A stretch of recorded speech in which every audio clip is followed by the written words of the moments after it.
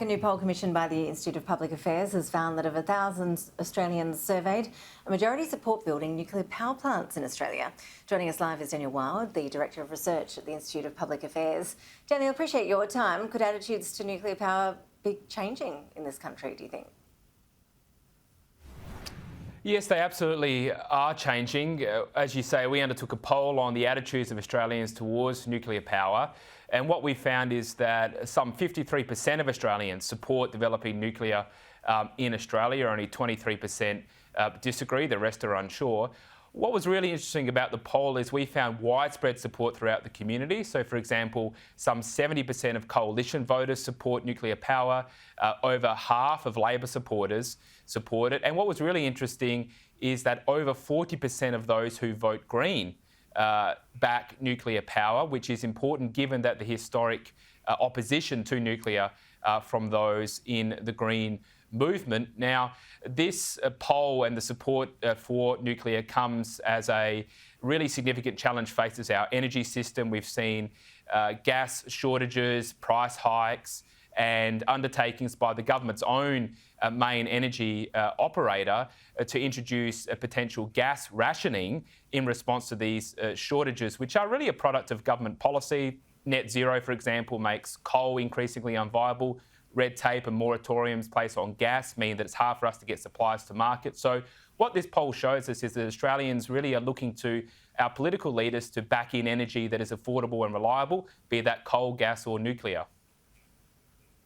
Now, Daniel, this polling sounds very different to the polling the Nationals leader, David Littleproud, said his party was done. He was on with us on Sky News yesterday and he was saying that the Nationals had done what he described as extensive polling and found that it wasn't popular at all. He was saying that when nuclear is raised as an option, people immediately think of Chernobyl, of Fukushima. They say they don't want those disasters being repeated here.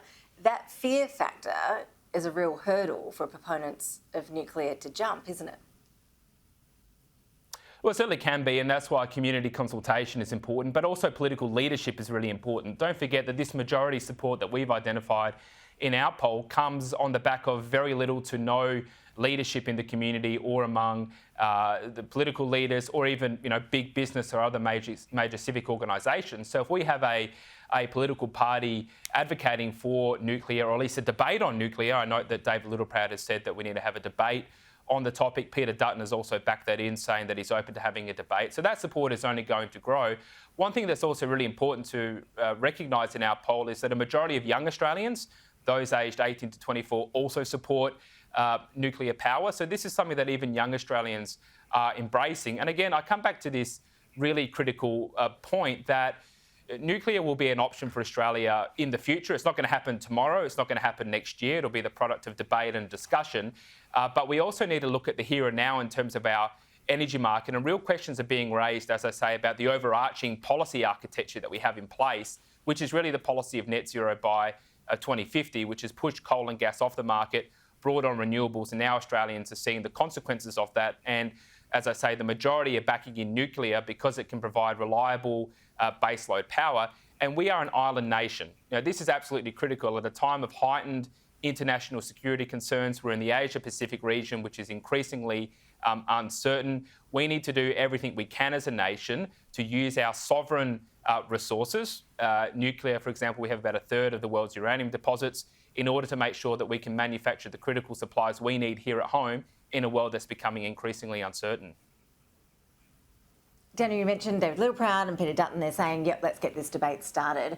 Why do you think they've waited to opposition to get that debate started? Why not take more of an assertive approach on this issue in government? Is it because it is just in the too hard basket of when you say to Australians, well, would you like a nuclear plant in your home state?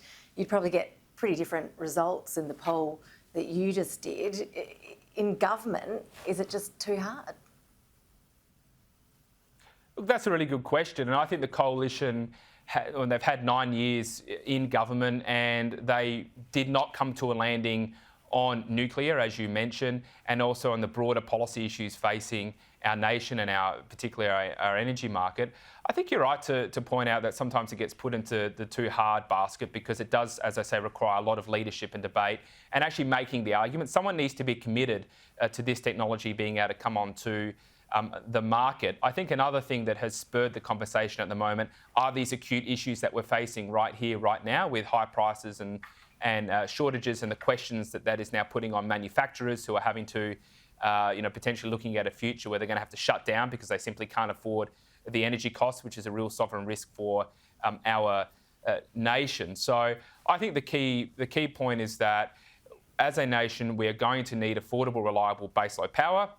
That will come from nuclear in the future. That has the potential to do that. But don't forget, we've got a ban on nuclear right now at the federal level. So the first thing is to remove that ban, and that will probably require bipartisan support.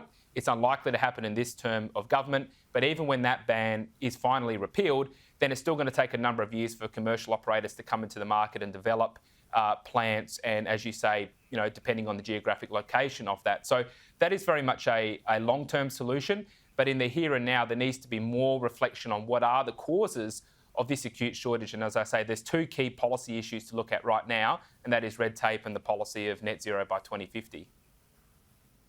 Yeah, I mean, there are pros and cons, obviously, with all of this technology. We know that the green groups argue that nuclear energy emits this large-scale toxic radioactive waste. They say it's too costly, it's too slow going. They point out the problem of where you'd actually put a power plant in this country. But when we look overseas, Daniel, what are other comparable countries doing in this nuclear space? How is it being embraced there? How could our politicians look to the overseas experience?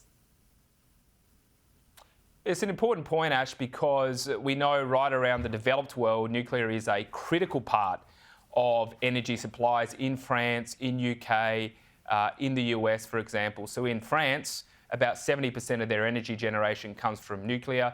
That's around 15 to 20% in places such as the United Kingdom and also the United States. We've seen an embrace of nuclear in the UK, with Boris Johnson saying he wants a new plant built in the UK every single year. France, with their president Emmanuel Macron, backing that comment in, saying he wants similar undertakings in France. Now, what's really important to remember about this is the embrace of nuclear around the developed world is really a product of the heightened geopolitical tensions that we've seen in Eastern Europe, with the reliance of a number of European nations, most prominently Germany, on Russian gas. And so now we're returning to this conversation of how do you generate your own homegrown energy supplies that are not dependent on potentially hostile foreign nations. So certainly nuclear is a big part of that discussion. I think that's why it's also becoming more prominent in Australia. We've also seen Boris Johnson and other leaders around the developed world question the efficacy of net zero at this particular point in time, because again, it has the effect of reducing your capacity to develop coal, gas, resources, and potentially making you more reliant on importing energy sources rather than utilising your own energy sources, which is a really critical issue as we are confronting more geopolitical uncertainty in our region and across Eastern Europe. Daniel Wilding, the debate is beginning. I'm not sure it's at the top of the Albanese government's list of things to look at too closely at this point, but it sounds like the coalition is keen to put it on the agenda. Appreciate you taking us through some of those issues. Thanks so much. Pleasure, thank you.